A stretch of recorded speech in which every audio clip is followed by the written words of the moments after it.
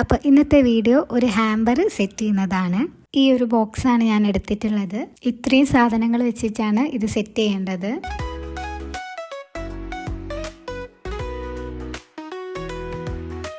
ഈ ഒരു hamper courier അയക്കാനുള്ളതായതുകൊണ്ട് ഇതിൻ്റെ ഉള്ളിൽ വെക്കേണ്ട 2 ഫ്രെയിം നല്ല സേഫായിട്ട് തന്നെ പാക്ക് ചെയ്യണം. സാധാരണ ഫ്രെയിം മാത്രമായിട്ട് കൊറിയർ അയക്കുമ്പം തെർമോക്കോളൊക്കെ വെച്ചിട്ടാണ് പാക്ക് ചെയ്യാറ്. ഇതിപ്പം തെർമോക്കോളൂടെ വെച്ച് പാക്ക് ചെയ്താൽ ബോക്സിൽ സ്ഥലം ഉണ്ടാവില്ല. അതുകൊണ്ട് ഞാൻ ആദ്യം ഈ ഒരു ഷീറ്റ് കൊണ്ടാണ് അത് കവർ ചെയ്ത് കൊടുക്കുന്നത്. ഇതിൻ്റെ പേരെന്താണെന്ന് എനിക്കറിയില്ല. എന്തിൻ്റെയോ കൂടെ കിട്ടിയതാണ്, കളയണ്ടല്ലോ, എൻ്റെ ആവശ്യം വന്നാൽ ഉപകരിക്കുമല്ലോ വിചാരിച്ച് എടുത്ത് വെച്ചതാ. പിന്നെ ഞാൻ ബബിൾ റാപ്പർ കൊണ്ട് ചുറ്റി കൊടുക്കുന്നുണ്ട്. 2 ഫ്രെയിമും അങ്ങനെ കവർ ചെയ്ത് എടുത്തിട്ടുണ്ട്. അത് കഴിഞ്ഞിട്ട് ഗിഫ്റ്റ് റാപ്പ് ചെയ്യാണ്.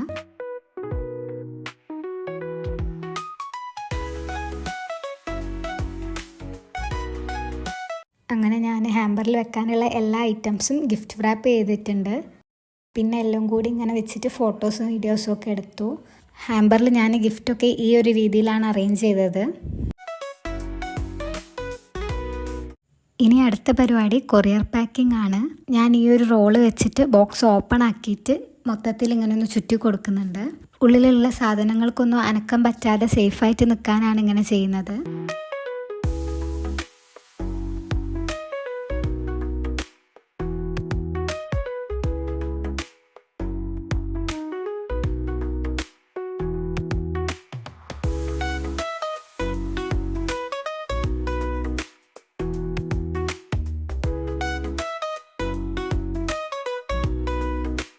പിന്നെ ബോക്സ് അടച്ചിട്ടും ഇതേപോലെ ചുറ്റി കൊടുക്കുന്നുണ്ട്.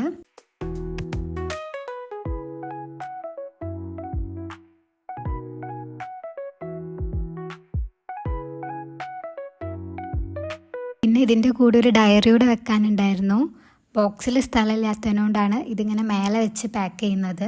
ഈ ഡയറി കസ്റ്റമർ എനിക്ക് കൊണ്ടു തന്നതാണ്, ഇതിൽ വെക്കാൻ പറഞ്ഞിട്ട്. ഒരു ഡയറിയും കൂടി വെക്കാനുണ്ട്, എത്തിച്ചേരാമെന്ന് പറഞ്ഞിരുന്നു. പക്ഷെ ഇത്ര വലുപ്പം ഉണ്ടാവുമെന്ന് ഞാൻ വിചാരിച്ചില്ല.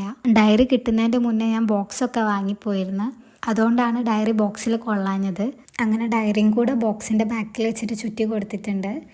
ഇനി ബബിൾ റാപ്പർ എടുത്ത് മൊത്തത്തിലൊന്ന് ചുറ്റുകയാണ്. ഇത് നല്ല ഉറപ്പുള്ള കാർഡ്ബോർഡ് കൊണ്ടുള്ള ബോക്സ് ആയതുകൊണ്ടാണ് ഞാൻ ബബിൾ റാപ്പർ വെച്ച് പാക്ക് ചെയ്യുന്നത്. കുറച്ച് കട്ടി കുറവുള്ള, ഉറപ്പൊക്കെ കുറവുള്ള ബോക്സ് ആണെങ്കിൽ തെർമോക്കോൾ തന്നെ വെച്ച് പാക്ക് ചെയ്യണം, അല്ലെങ്കിൽ ഡാമേജ് ആവും.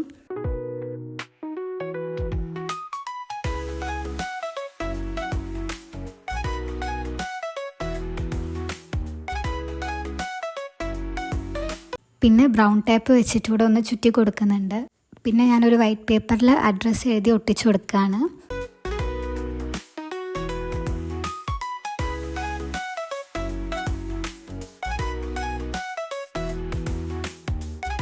അങ്ങനെ അതും കഴിഞ്ഞാൽ ഈ ട്രാൻസ്പാരൻറ്റ് റോൾ വെച്ച് ഒന്നുകൂടി ഒന്ന് ചുറ്റി കൊടുക്കുന്നുണ്ട്. ഇനിയിപ്പോൾ നനവോ അങ്ങനെ എന്തെങ്കിലും പറ്റിയിട്ട് അഡ്രസ്സ് മാഞ്ഞു പോവാതെക്കാനാണ് അങ്ങനെ ചെയ്യുന്നത്. അങ്ങനെ പാക്കിംഗ് ഒക്കെ കഴിഞ്ഞ് സെറ്റായിട്ടുണ്ട്. ഇനി കൊറിയർ അയച്ചാൽ മതി.